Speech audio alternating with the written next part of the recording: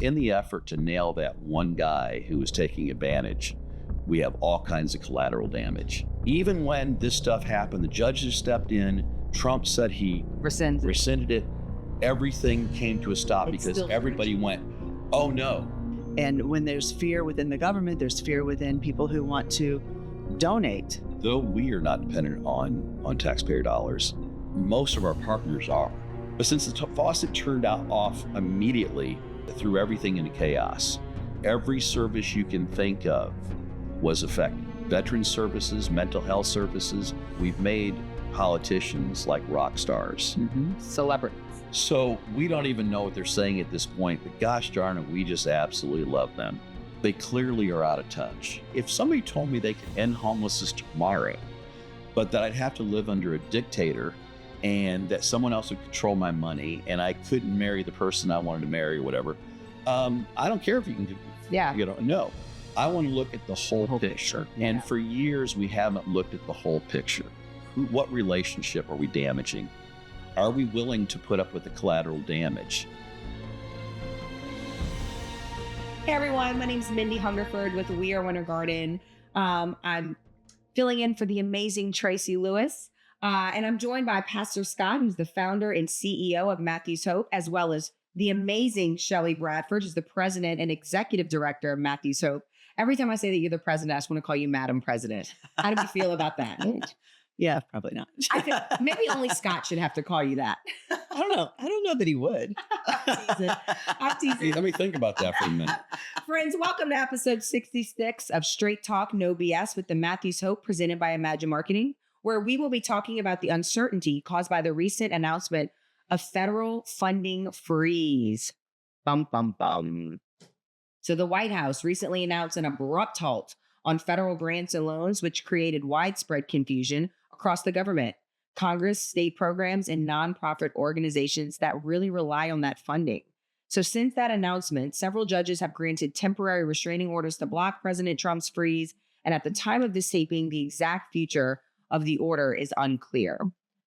So Scott, can you give us the PG version of your reaction when you first heard the news about the sudden halt to federal funding? I think the first thing that I'm going to say is that, wow, it's a lot. Okay, look, here's the thing. Do I think that there is waste in the nonprofit world? I do. And I think that those things need to be looked at. But I think that most people don't really understand the nonprofit world. So what took place the other day, it wasn't the fact, look, we take very little, only 6.2% of our budget has anything with what people call government funding. Let me be clear on this first off. There's no such thing as government funding.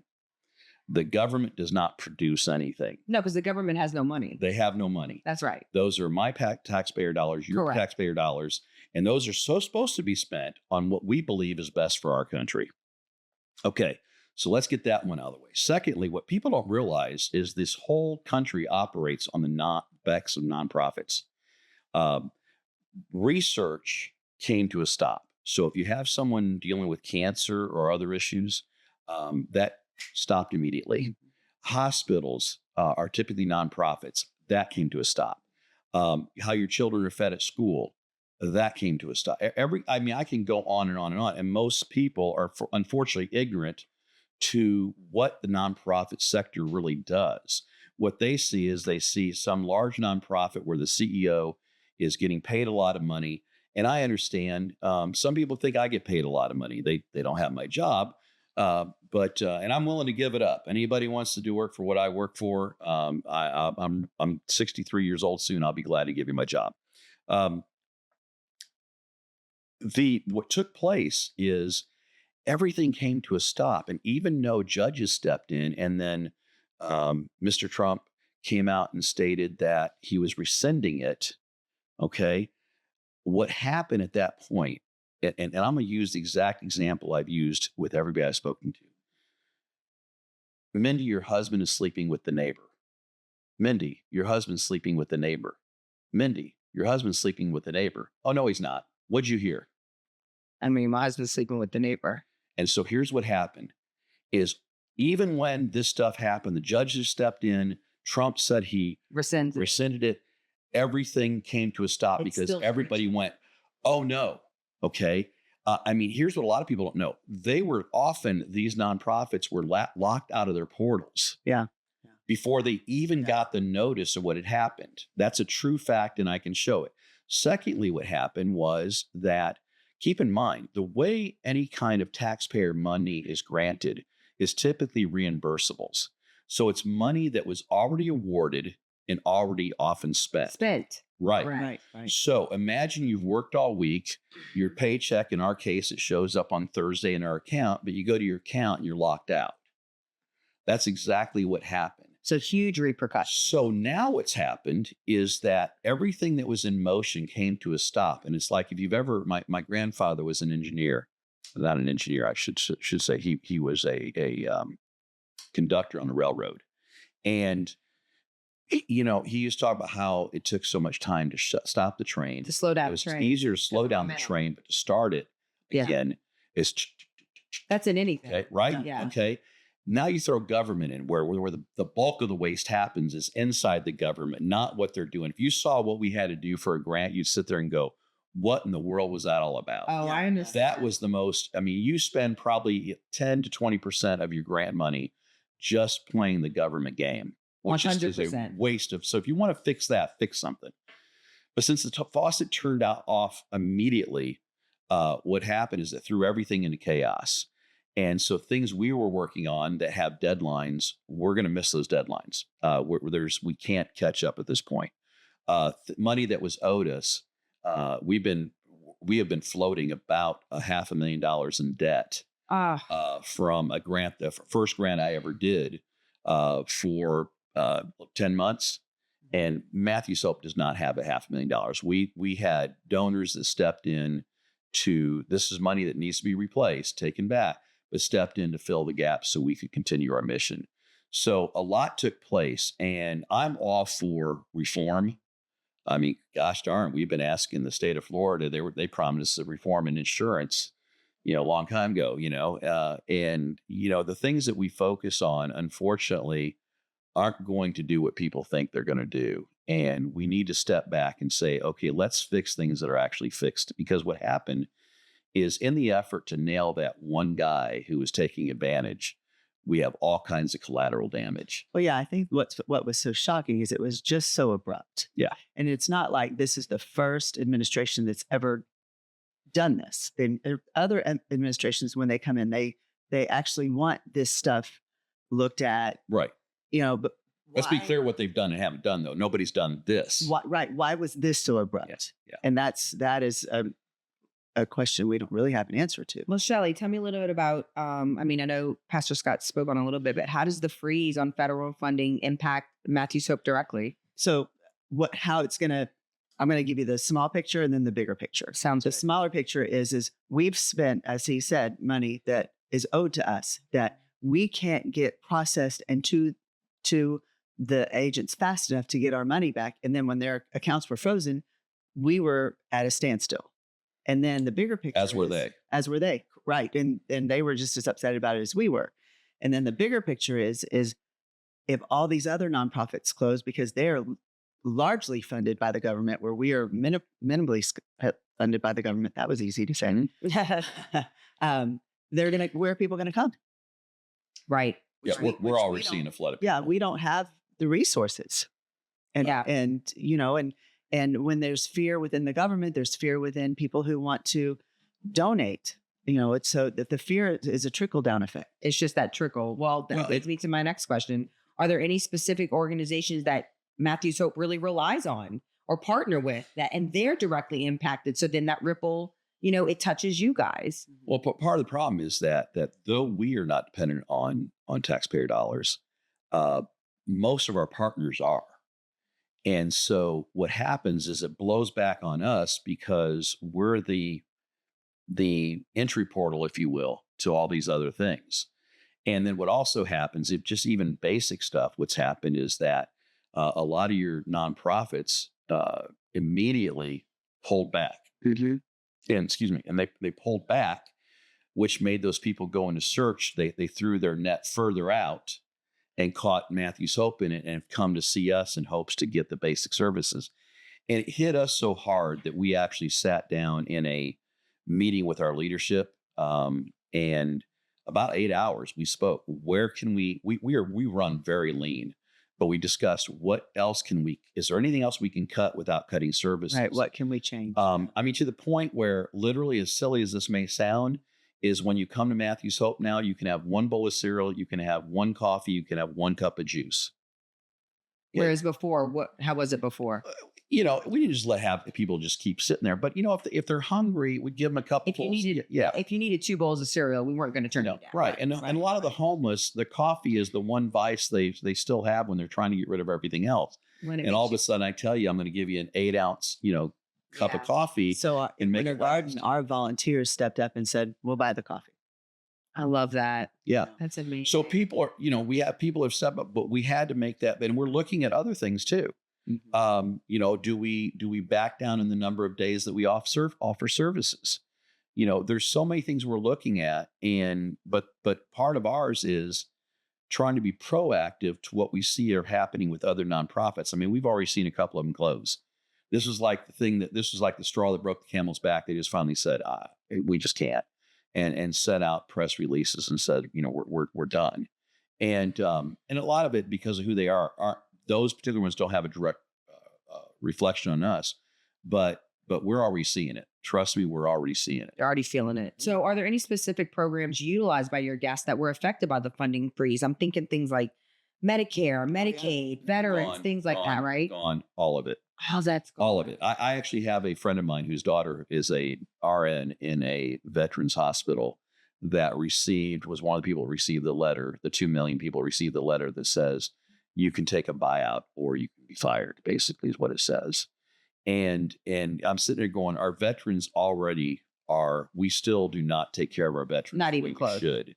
Not even and close. now we're going to take more care away from them. But yeah, every service you can think of was affected. Every single one of them. Veteran services, mental health services. Like when I was talking about research, people don't realize nobody's interested in making money off medications until the research is done. Okay, so nonprofits do the research aspect. It's funded by nonprofit money. Okay, and then it goes into possibly being, but that insulin that people were suddenly getting for $35, that went way down, that would go right back up. Medicaid was shut down. The Medicaid portal was shut down. Now my understanding is back up. Yeah, but again, once you turn it off, it's building that momentum. It builds that backflow, and you got to catch that up first. And when you consider that the amount of government waste, and did anybody suggest for a minute, look, I'm an independent. I don't hide that. I don't like any politicians. When I say that, be careful. Let me be more clear. I'm not fond of either party. Yeah. And the direction they've taken for probably the last 45 years, 50 years. So the reality of it is to suggest for a minute that this is a new problem like homelessness or veterans affairs or no. Trump has been there before. It didn't fix it. Biden was there. It didn't fix it. Right. Obama, it didn't fix it. I can keep going. Yeah. Back. Clinton. Right. You can keep changes that were made back in the Reagan administration are affecting us big time now. And what I mean by that, there were things that happened in the Reagan administration that didn't get finished because a new administration came in. So there was a point, like when it comes to mental illness and taking care of people, we just released them to the streets. Right. The institutions, as we know, people think there's institutions. No, they're not institutions. No. I have a good friend of mine whose brother needs to be in a facility, and she's like, what people don't understand is basically we can't do anything until he really harms someone. She's like, this is the kind of man that's going to go into a school, and really hurt a bunch of people. She's like, then we're going to be on the news as the terrible. She's like, but we can't get him the help because there's no place for us to bring him. But let's just throw this in the conversation now, because you and I talked about this. Okay, there was a woman. And I'm a delicate why I walk around this. The woman that we just learned of her death that was severely beaten by a person. And the big story right now, and she just passed, which is this morning. Yeah. Awful. Okay. So sorry. The big story is the person was homeless. Right. That's Okay? the factor. Now, That's let's back the story up. Okay, our jail system in Orange County, as well as Brevard County, currently Orange County is 21% higher than it was. And we're releasing individuals because we're releasing homeless people. Here, we're arresting homeless people for sleeping in parks. This man has a 45-year history of violent crime. right. So the homelessness is not What we have is a criminal that happened to be homeless. Right. Right. And probably homeless because once you become a criminal, Right. you Job. damn near can't find a place to live or Or a job. No one's going to Okay? rent you an apartment. So, this whole idea is just lock people up. Well, how about we lock up those people that are dangerous? Right. Focus on that. Yeah. Focus on, I'm taking some grief today about a post I made. And it's like, we got to quit thinking so openly about collateral damage, because even all this still goes back down to the funding. It's like, what are we funding? Why are we going to fund an organization that is designed to bring people off drugs, like a methadone clinic, and instead we're upping the methadone use? We've just replaced one with the other. And the difference is our taxpayer dollars are funding it. Okay? Yeah. And I'll probably get a nasty gram on that one too. Oh, don't even get me started on what our taxpayer dollars are funding. I mean, But again, there's nothing new here to suggest for a minute. When people vote, first off, they typically are voting on an issue, not if somebody told me they could end homelessness tomorrow, but that I'd have to live under a dictator and that someone else would control my money and I couldn't marry the person I wanted to marry or whatever. I don't care if you can no, I want to look at the whole picture. Yeah. And for years, we haven't looked at the whole picture. I agree. And so now when you throw it the same thing with the funding, we need to look at every aspect. When I was in the service, the true story, I was stationed in Europe, and it was during the gas crisis, and I'm watching gasoline being pumped out into the ground on the base I was stationed at, while I'm watching my parents at home in lines and paying exorbitant cost. Yep. And the answer was, if we don't use our allotment, we don't get it next time. Yep. Wow. That kind of thing continues to happen. That's but again, we're forcing good people to do bad things. To play the game. To play the game. Right. And you Okay. have to play the game within the rule. Like, I didn't make the rules of the game.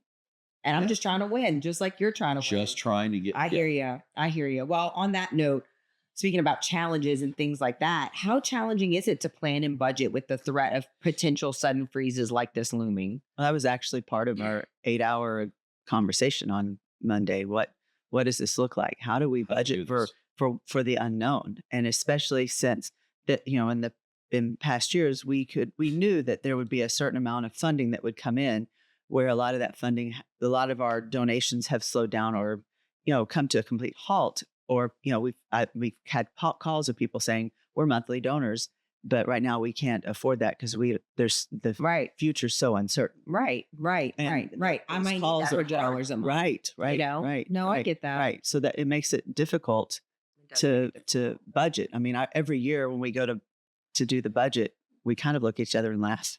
And then I'm like, that's ridiculous. We do still have to have a budget. Yeah, we have to have something on paper, but it doesn't make it written in stone. Right. It doesn't mean anything. It's just numbers on a page. Always a struggle. It's always a struggle. Well, what is the overall vibe among nonprofits at the moment, given this uncertainty? I think everybody's in a holding pattern.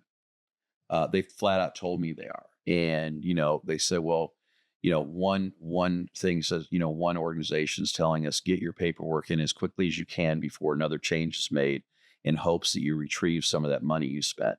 Mm-hmm. And we're kind of going like, and retrieve the money that I already was promised. That was promised. Correct. That I'm owed. That we spent. Correct. It's really an owed. That we wouldn't have spent otherwise. And we've cut off all overtime unless it's approved for something. We have cut back. We have cut back every place we know. All our electric is all set up on timers. We've done those things before because we've always been a good steward of what's given to us. But we've had to take it. We're looking under every nook and cranny, trying to figure out how not to lay people off. But the fact that I had to post today that we needed detergent so we can continue to do laundry for the homeless, It sounds silly, but when you're doing hundreds of loads a week, it's a lot of detergent. Now, why is that important? Well, number one is dignity. Number two, it puts them in a better position to get a job or not be harassed. Number three, it's good for the community. You don't want to see some guy that looks like he may have soiled himself because he wasn't allowed to be in a public bathroom and they locked the bathroom at the parks. Now, again, before everybody gets all riled up, because they do, my God, the stuff I read and the threats that I get just blow my mind. We got to look at things from a wider lens, okay? And if we have problems in our parks, let's address the problems in our parks. Homeless people are not the problems in our park. The problem in our park is the fact that we have people that are using drugs or this, but we've also made it to where they can't be anywhere else. Well, and the other So you side gotta of it, sit I mean, there. there's a park in my neighborhood and we have problems there, and none of the people causing the problems are homeless. There's still Well, just problems in the park. It doesn't mean it's due to homeless. You know what I'm exactly. saying? And Right. often, Right. Mindy, often it's not. But see, the homeless are a very easy and vulnerable group to blame everything It's an on. easy target. But however, no matter how hard or even easy the target is, why don't we start looking at the causes? We spend almost all money is spent on doing two things: addressing the symptoms and hiding the homeless. Okay, the amount of money, right now that the latest report came out of for a bed in the 33rd, which is the jail in Orange County. Okay, that bed costs $65,000 a year. Can you imagine that's their numbers? If we took that money, Can you imagine we had Matthew Soda has 65,000? You got to figure How about half of that? we have 1,000 touches a week right now. Yeah. Okay. Can you imagine what we could accomplish? But we're always looking for the quick, easy fix. And we have become a society that says, oh, let's do that. Mhm. But was the unintended result was that your expectation that when we released people out of jail that they would kill someone so that we could arrest someone who slept in the park last night? right, Was it worth that woman's life? right. I would call out every government official.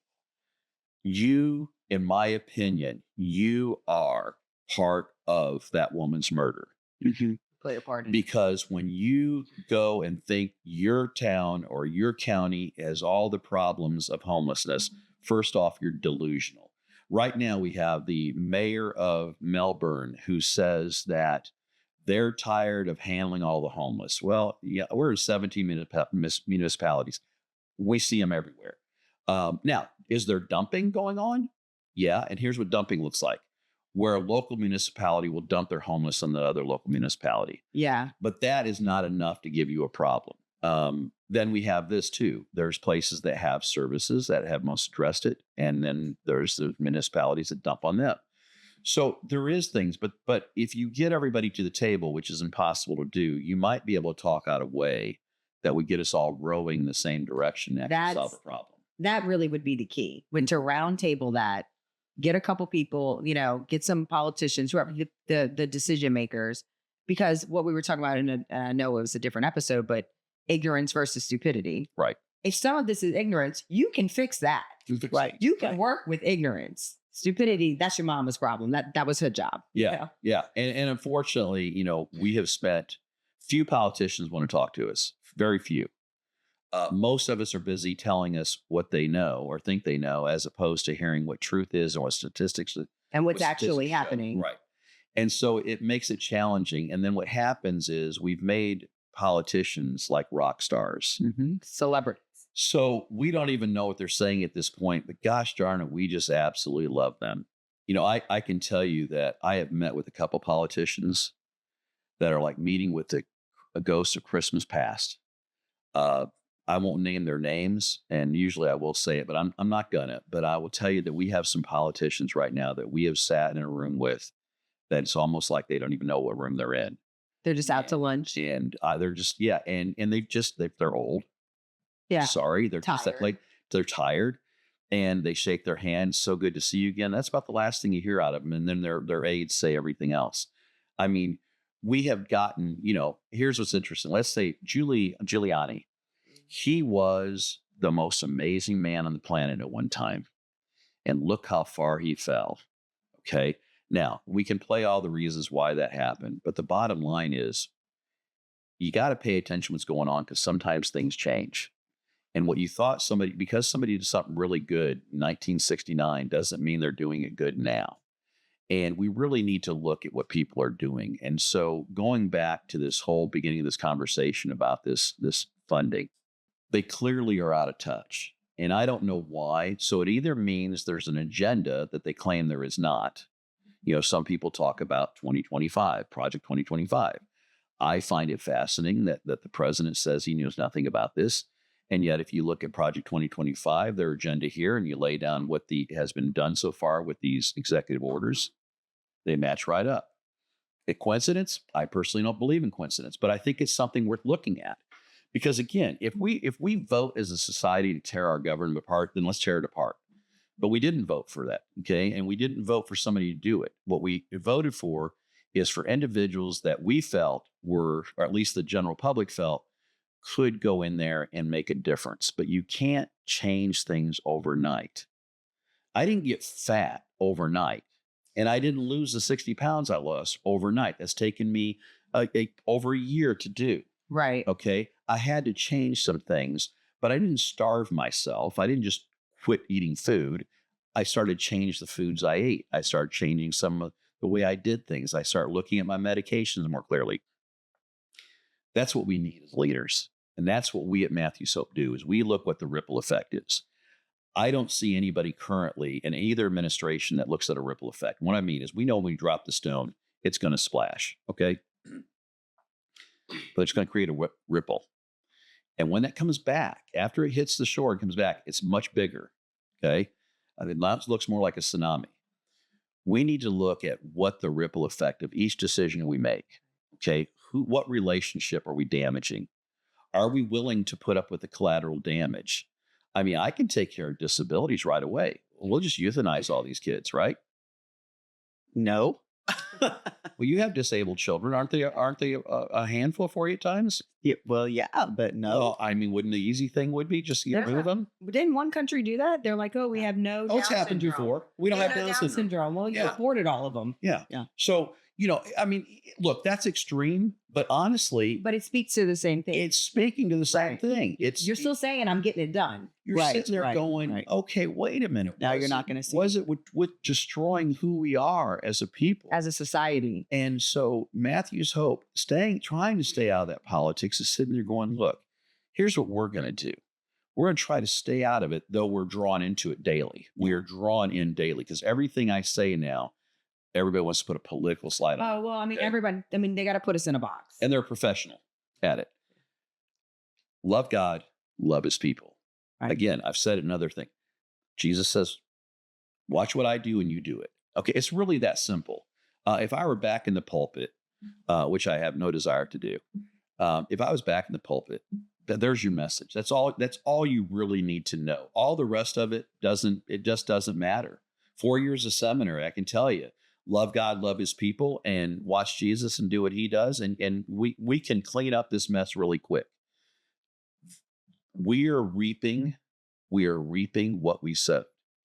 And we are given a chance every day to re-examine what we've done, what mistakes we've made, own them, and move on. And the problem is that most people just don't want to even own their mistakes. It's the accountability. How cool would it be to have a politician come out one day and say, I was wrong. I've rethought this, and here's why I've rethought it. And here's what I've learned, and here's what I want to do different. Right. At least we could respect that. I Don't mean, make I a agree dis- with everything, but at least I could respect it. Look, I've said this, and I'm going to probably say it in every podcast I get a chance in. And I'm going to say it because I never know when the chance is. And John will laugh when he hears this because he's heard it before. I tell people all the time, but it started with my own children. I said, girls, I am not going to tell you what to believe politically or theologically. What I'm going to ask you to do is know why you believe it. Not because you saw it on Fox or CNN or the neighbor next door had a sign in your yard, but you peel the onion back and you understand why you believe it. And then I said, I want you to be able to articulate it. Defend it. For any leader from any country, from any place, and when I say leader, I'm not talking about just politics. I'm talking about even as CEO. For me to sit here and say, well, I just know. That's not an answer. It's not an answer. I That's have right. common sense. That's not an answer. I feel this way. That's not an answer. How you feel, I could care less about. Yeah. What I'm interested in is what do you know and what can we do to address the problem?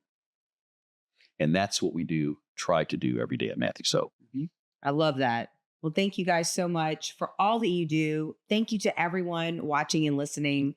If you want to support the efforts of Matthews Hope, I mean, and why wouldn't you? Look at this amazing organization. Please visit MatthewsHopeMinistries.org and help us spread the word by liking, sharing, and subscribing to this podcast. And Mandy, before you completely close, yeah, I want to add this to it too.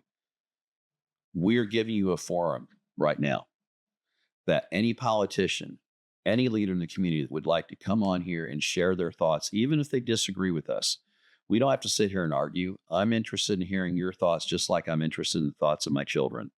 If you have a question, no question is off the table. So I want to make sure we always have that invitation out there. So an open door policy. Open door. If you want to come in and discuss maybe what you know or what you might know something we don't know. Correct. And that's okay too. But that's okay. Let's talk about it. Because really, I mean, it would elevate the entire community. Absolutely. Which should be everyone's goal. Right. Any leader's goal. Right. All right. You heard it. I wonder who's going to be first. Let's see. We'll see. Bye, guys. Thank you so much.